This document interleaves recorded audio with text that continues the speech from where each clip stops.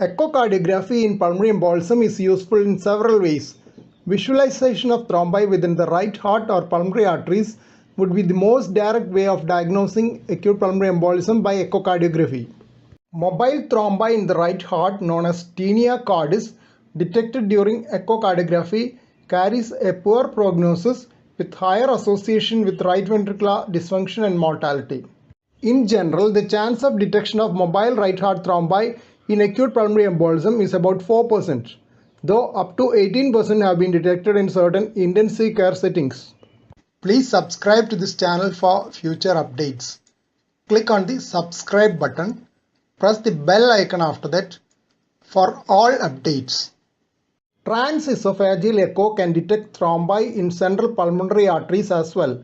Hence, it may be a useful investigation when patient is too unstable to be shifted for CT pulmonary angiography. The other group of echocardiographic findings in acute pulmonary embolism are features of right ventricular overload due to sudden rise in pulmonary arterial pressure and right ventricular dysfunction. Tricuspid regurgitation jet velocity is useful to calculate the right ventricular systolic pressure by the Bernoulli equation P equal to 4V squared. Main pulmonary artery, right ventricle, right atrium and inferior vena cava can be seen to be dilated in acute pulmonary embolism.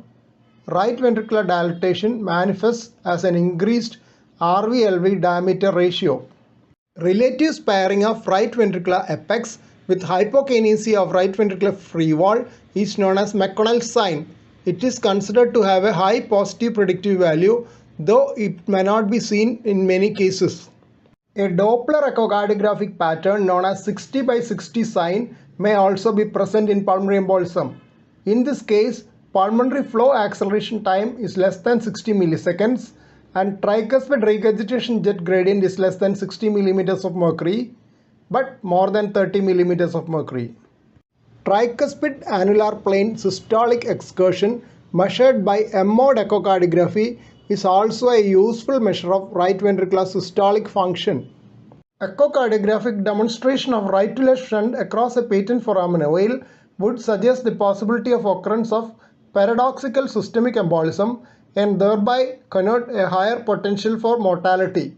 Echocardiography is also useful in differential diagnosis by demonstrating an alternate diagnosis like massive pericardial effusion with cardiac tamponade or aortic dissection. It may be noted that if severe RV hypertrophy and very high TR jet gradients are seen, it is likely to be a pre-existing severe PAH as in chronic thromboembolic pulmonary hypertension rather than acute pulmonary embolism. But a person with chronic thromboembolic pulmonary hypertension can also develop acute worsening due to a fresh bout of embolism. Here are the initial set of references on echocardiography in pulmonary embolism. Remaining references of echocardiography in pulmonary embolism are here.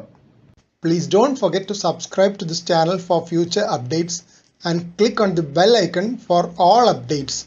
Thank you.